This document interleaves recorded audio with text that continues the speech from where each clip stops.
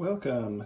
For today's project, I'm going to be installing the Darksoft System 1 multi-game board for the Namco System 1 hardware.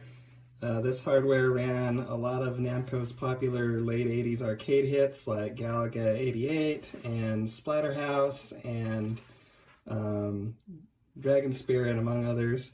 Altogether, I think there's about 12 games on this hardware. And Darksoft put together kind of a new style kit for it. Let's open it up and have a look. So, as opposed to some of his previous kits, which used either a LED-based display to switch games, this one uses dip switches, and it has these neat little flash modules that you'll program and then socket into different spots on the board. I guess he's going to be using this design going forward because the flash modules are easier to come by and work with than EPROMs. So this should be interesting to work with. I have a FlashCat programmer, so when I purchased this kit, I asked to have the FlashCat adapter included in the kit so I could program these new modules. I guess he also recommends, besides the FlashCat, you can also use a different programmer. I have to look it up. I think it's the Top Max or something. I'll put it in an overlay what the other programmer you can use is. But anyway, I already have the FlashCat. That's what we're going to use. So let's go ahead and get prepped. Okay, so the first step, you want to make sure you have a working donor board. And by working, I mean it works 100% with no graphics faults, no audio problems, controls work and everything. So this is a Galaga 88 donor board that I'm using. I did go ahead and recap it before, so these caps that you see all around here are fresh. These boards are known to kind of have audio issues if they haven't been recapped. It has a pretty sophisticated audio system with individual balance, treble, and bass controls. So if you get any audio issues, definitely look into recapping that audio section, if not the whole thing. But anyway, let's make sure this one works. So I'm going to go ahead and turn it on. Alright, yep, it's booting up, and we'll just drop in a credit. Hit start. Just make sure sound is working, picture is working, and let's make sure controls work real quick. Okay, yep, so we're good to go with this donor. Okay, for the next step, I suggest that you separate the top long ROM board from this shorter CPU board that's underneath. The reason why is that we're going to be removing these EPROMs that are on the ROM board and then pressing the multi-board into place. And since we're going to be applying pressure, I suggest that you do that without that bottom board attached. So I already have these ones. There was some fasteners that were in place that would go through these holes right here on each of the three connectors. I've already removed them in this with my set when I was recapping it. If you still have them in place on yours, you should be able to just use a little set of pliers to remove the little nut that holds the fastener in place. And then once you've removed it, you can just pry up gently on each of the connectors, like so, maybe. There we go. And lift that board out of the way and put it in a safe place. One more issue to be aware of is that the CPU board has an EPROM chip installed here at position U1 that stores soft dip settings and high scores for some of the games. Namco used two brands of chips. This one has an XL. There's also a different brand called SEEQ, S-E-E-Q. I'll put the specific part number up here on the screen. And if you don't have the SEEQ brand of EPROM, then two of the games won't boot correctly. They'll just hang at a black screen. So when you install the multi, check and see if you have a SEEQ branded EPROM there. Obviously I don't, so I went ahead and ordered one. It wasn't expensive. It ended up being $10 after shipping from a seller on eBay, so I'll be installing that once it arrives. Alright, when I went to set my ROM board down flat on my work surface here, I noticed that there is a little plastic standoff that's in place, and there's similar standoffs around the corner edges of the CPU board that I detached earlier. You will want to take all those little fasteners off by squeezing in the little heads on that peg and then pressing it down. I'm going to go ahead and do that off camera because I need two hands, but it should just be as easy as carefully squeezing those in with pliers and pushing it out. Okay, I've removed all the standoffs, so now my board is sitting flush on my desktop. I also spun it around 180 degrees so that we'd be looking at all the labels right side up. The next step is going to be to remove all of these ROMs and EPROM chips, as well as this security chip right here. This is called a key cuss, and that was a security lockout mechanism that Namco used with the original games. All these chips are socketed, and it's just a matter of using some kind of small pry tool to get in on one side and lift up. You want to be careful you're lifting on the chip and not on the socket itself, and you also want to make sure that you're not gouging the board underneath. Sometimes they can be a little stiff. This one's being a little stubborn. Okay, you can see I've pried up one side right there a little bit. Now I'm just going to do the same thing on this side.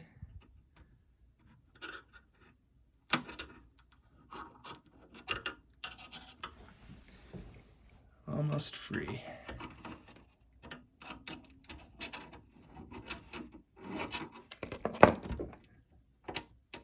There we go.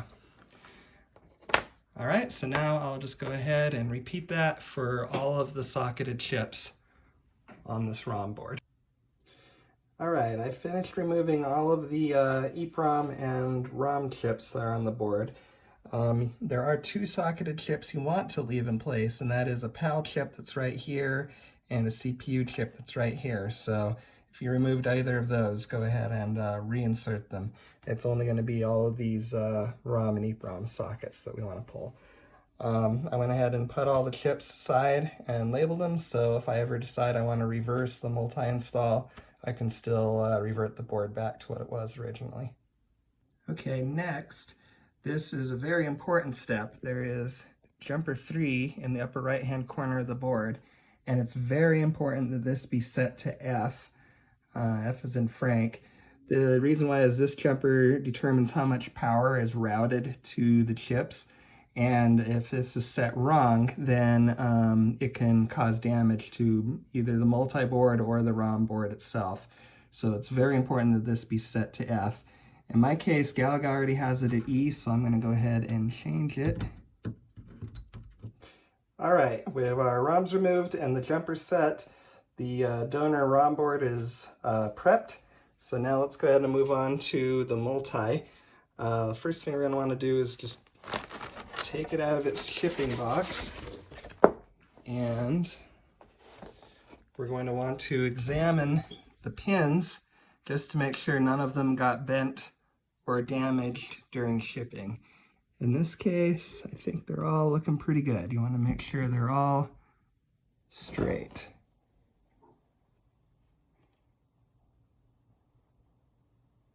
Yep, looks like we're good to go there. So the multi-board is going to press into place on top of the donor, but you'll notice it doesn't sit evenly on top of the desktop because the three connectors are on the right and top and bottom edges. The left edge sits flat. So Darksoft also includes in the kit these two spacers that you can install in the corners of the left side to even it out, and that way you'll have a level surface when you're pressing the multi-board into place. So I'm going to go ahead and install those right now.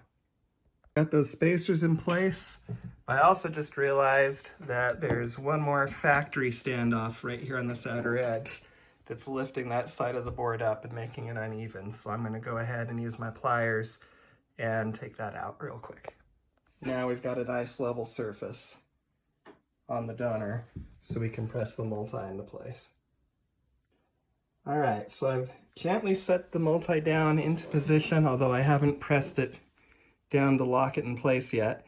You want to make sure that each of the pins is lined up with its corresponding sockets on all sides.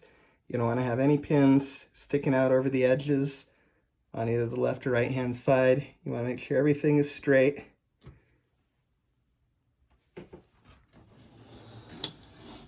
Let's see, that might look a little awkward, but let me spin the board around here and we'll check the other side.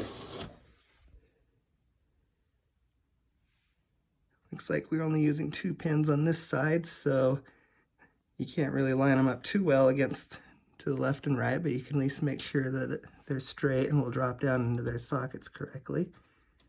Yep, looks good to go there, and this one looks good to go. So once it's all good, you just start working your way around the board and evenly press it into place. I'm going to do that off camera so I can kind of press on one side with one hand and on the other side with my other hand. Alright, I now have the multi-board pressed into place, so I was going to show what all the pins look like once they're fully seated.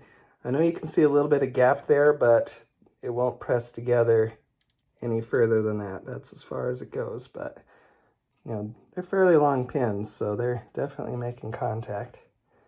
So we're good on that side, and then up top we can see all those little two pin sets on this edge. Oh no, here's the 2 pin sets. So yep, just make sure it's pressed into place evenly all around.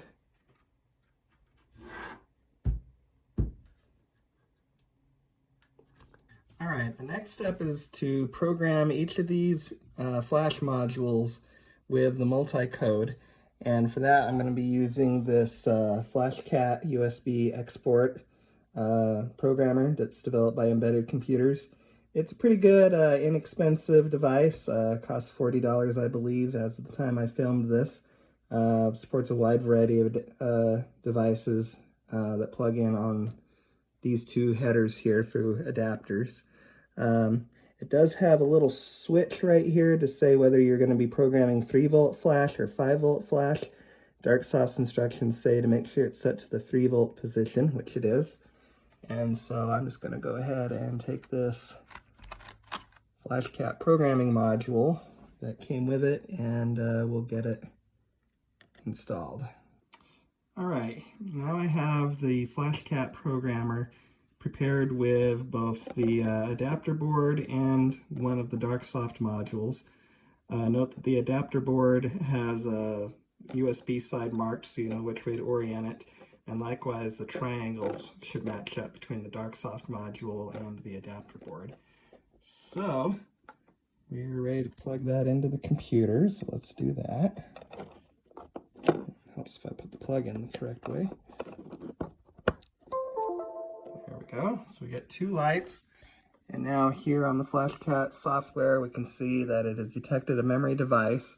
Note that it does need to be set in parallel NOR mode, NOR, from the mode menu. So make sure it's set to parallel NOR flash, and it should pick it up. I did also have to update my board firmware to the latest 5.18 before it would detect the device. So if you use this programmer and it's not detected, make sure you've got the latest firmware installed. So anyway, once the device is recognized, we can go over here to the NOR flash menu, and then we're going to go ahead and say we want to write data to the memory chip, and then it asks for a file. So, oops, trying to drive this with my other hand. Okay, and you'll see that there are 6 files that we're going to need to write, 1 for each module. So I'll go ahead and start with the first one and just hit OK on that. And now it is writing. All right, my chip finished programming. While it was programming, I went ahead and used my label maker to make some nice labels for everything. I'm just going to go ahead and disconnect this cord now from the programmer, disconnect the flash module, and then move on to the next one. All right, when I went to remove the programmed module from the programmer, turns out this is pressed into place really tight against the adapter. So I'll do this off camera, but I'm going to use this pry tool to kind of gently try to lift each side of the module away just a few pins at a time, and just alternating between this side and that side. So I'll do that off camera, but just something to be aware of when you do this for yourself. All right, now I have all of the flash modules programmed and installed on the board. You can see the correct positions where each of them are installed here. The last piece to set up is the dip switch that is used to select the games. It's got 2 connectors on the back and comes with a ribbon cable that you can use if you want to extend it off the board, but I'm just going to put the switcher directly on the board itself. So we'll just take the female connector that's on the switch and install it into the pin header right here. Okay, that should do it. So now I'm going to reattach the CPU board and we'll try this out. All right, so the multi-kit is up and running. I did run into 2 small issues that I'll mention for troubleshooting. One was that I had installed the sprite chip slightly off. I had shifted 1 pin over to the right, so there was 1 pin. These pins on the leftmost side were exposed, so I had to just, lift up the chip and then drop it down again on the right place. The other problem I had was that even though I had the multi-board socketed tightly around the outer edge, the pins were still not seated properly in the center. So I had to, use my hands to press the multi-board and the ROM board together and kind of squeeze it together with both my hands to get that seated properly. The giveaway, if that isn't seated properly, is this green light on the multi won't light up when you power the system on. So if you have a problem with a black screen and that green light's not lit up, then it's probably because it's not seated completely. Okay, one other quirk with this hardware that I want to mention is that when you switch between games, like let me click this off here, and if I set this jump dip and this dip and power back on, that should give us Splatterhouse. But you'll notice the screen is upside down. The monitor flip setting usually comes up reversed on this board when you switch games. So what you do is if you take the first dip switch on the Namco board and click that on while the system is powered up,